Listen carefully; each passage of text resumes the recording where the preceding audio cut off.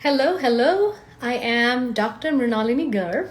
I am a physician turned career transformation coach. I am America's only career coach for South Asian professional women. I help them get seen, heard, and respected in their industry without ruffling feathers or being perceived as pushy or needy.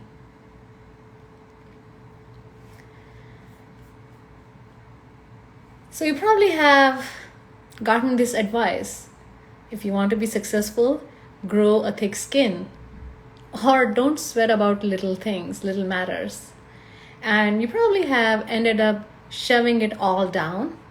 All the feelings that come up, you just shove it all down and try to go about your life. So let's say you're in a meeting and one of your white male colleagues say something which you are not able to really put your finger on, but you know that it is not feeling right. You know there's something off. And then you start realizing, oh, actually it was pretty insulting what he said. And then you realize, oh, maybe there was a racial slur to that. Oh, I just feel that I'm reduced to being a plain brown woman and my qualifications and my expertise don't matter at all. Tell me if you have felt it that way. And feel free to comment if what I'm sharing here resonates with you. Give me a like, heart, whatever it is, and share your experience. But this is a pretty common thing that happens in the workplace. Somebody says something to you and you just know that there is something off. And the worst part is that you're not able to think about the right thing to say. In fact, you end up doing two things. You either say nothing and try to ignore, or you give a long explanation trying to prove yourself. And by doing both these things, you don't feel good about yourself. You feel, why can't you think of the right thing to say? Why are you giving an explanation? Who is this person? Why do I have to explain myself to this person? And then if you have received this advice, don't fret about little things, then you do your best to forget about it. And how do you forget? You go back to your office and start working on something.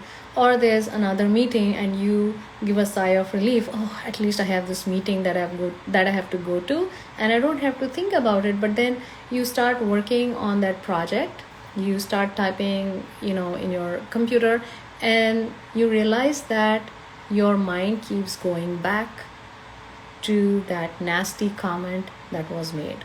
You are in an important meeting, but all you can think about is what this person said to you. And it does not end there, because when you go home, you are still thinking about it. In fact, if you're driving back home, that is, if you don't work from home, if you are driving back home, you keep thinking about the same thing over and over. It replays in your mind. It's playing on a loop, and you just can't seem to get rid of it. But then this advice keeps on going in your mind as well. Oh, don't fret about big things. So you're trying your best, but you just cannot do it. You're trying to grow a thick skin and try to make that comment wash off of you, but it's not happening. So then you go home, and whether you drive from work home or you go from your office and go hang out with your family, and that thought is still going on in your mind. The feeling, that icky feeling that came up for you, that you could not stand up for yourself, you could not advocate for yourself, it keeps on going in your mind. And then you see your spouse, and then you see your kids, and the kids come to you and they are demanding of your time, but you cannot reciprocate that enthusiasm because you are so exhausted from thinking about how you have felt with that comment that was made. And your spouse, who had been looking forward to having a nice, relaxed evening, has to now take this stance. Oh, shoot, I'll have to play counselor again. It's just unfair. It's just unfair to your children. It's unfair to your spouse that they have to deal with your work stress every day. Well, almost every day. And then you start feeling guilty. It's like, why am I bringing work stress home? I should be happy. I should be excited when I'm with my family. But that doesn't happen. So that adds on to that stress. So now you decide, okay, you know what? I'm going to cook something. And you try to keep yourself busy. But you are physically doing all the things that are needed to cook. But mentally, you are off. You are off. Mentally, you are just thinking about, oh, you should not have stayed quiet, you should have said something.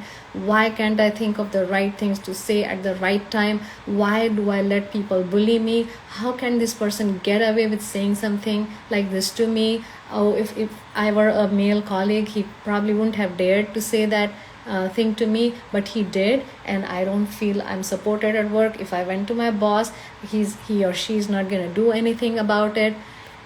And it goes on, and then you sit with your family, most likely sitting in front of the TV watching Netflix and eating, and then you realize that you're eating a little bit more than what you would normally because there's stress and there are so many emotions, all these big feelings that are going on inside you, and you're trying to numb it with food.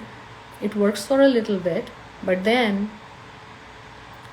you go to bed and you can't sleep. And if you sleep, you wake up in the middle, again worrying about what happened at work. And somehow you get a few hours of sleep. In the morning, you wake up and you feel exhausted. And you are exhausted from thinking, not having enough sleep. And you're also tired and scared about going to work, thinking about you'll have to face this colleague again. And when you face this colleague probably he probably does not even remember what he said, or maybe he does if he made that comment intentionally. But you are the one who goes back into that same place in time and keep thinking about how this person said something derogatory to you.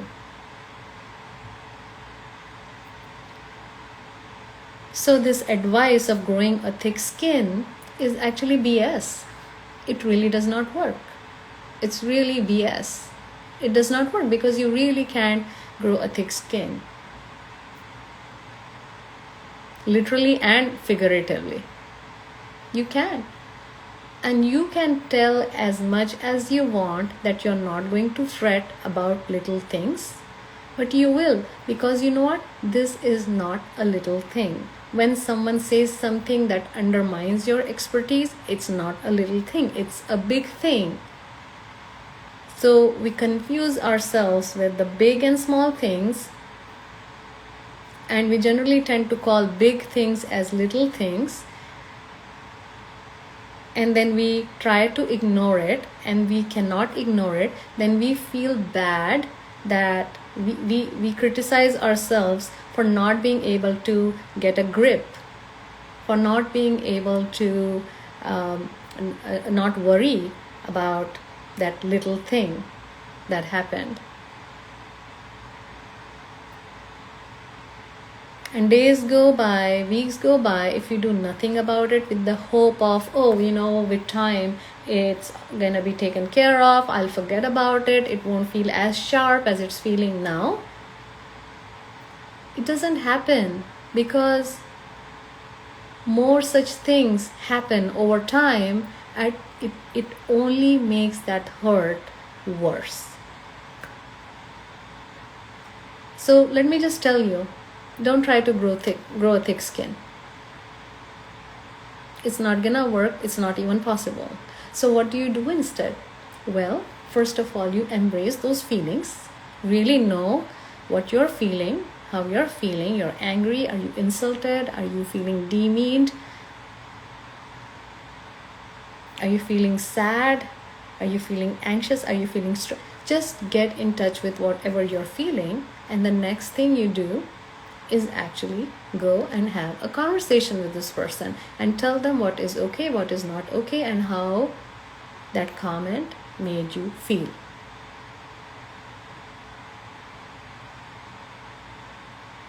Now, I'll tell you this, for 99% of women, this is a hard thing to do.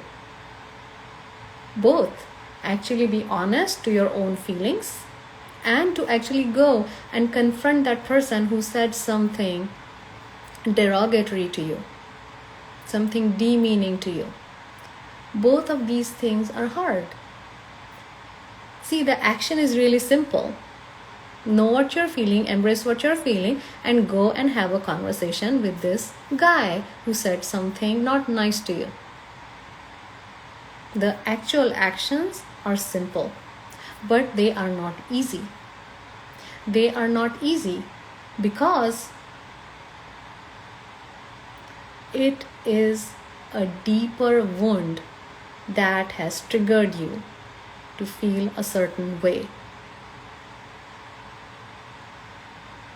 And most of the time, we are not even aware that we have this long gaping wound within ourselves, and we carry around as if everything is fine. And that is why we are scared to go and confront people, to tell people what is okay and what is not okay when it comes to behaviors. How do you want to be treated and what will not work for you? It's the most difficult conversation for so many women.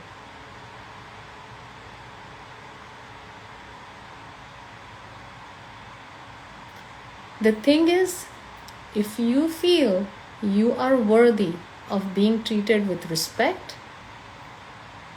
and you know the strategies, how exactly to have these conversations so that you create win-win situations. When you know these two things, then it is easier to confront, and that conversation will feel like a conversation, not like a confrontation. You know, a lot of South Asian women that I work with, in their mind, having a meaningful boundary drawing conversation seems like a confrontation, and that's why they feel, oh, I don't want to ruffle any feathers, and I don't want to feel weak, and I don't want to feel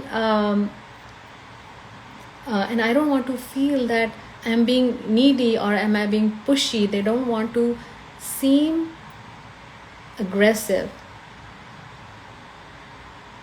because in their mind, having this most important conversation is confrontation. To them, it's, I don't want to hurt others. To them, it's, I don't want to ruffle any feathers. This is what they think. And it has to do with their upbringing and all the cultural and social programming that has happened growing up.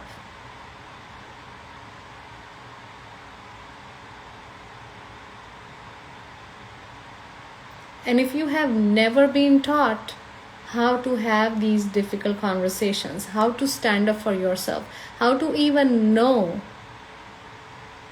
what you are worthy of, how can you have such conversations at work or in personal life?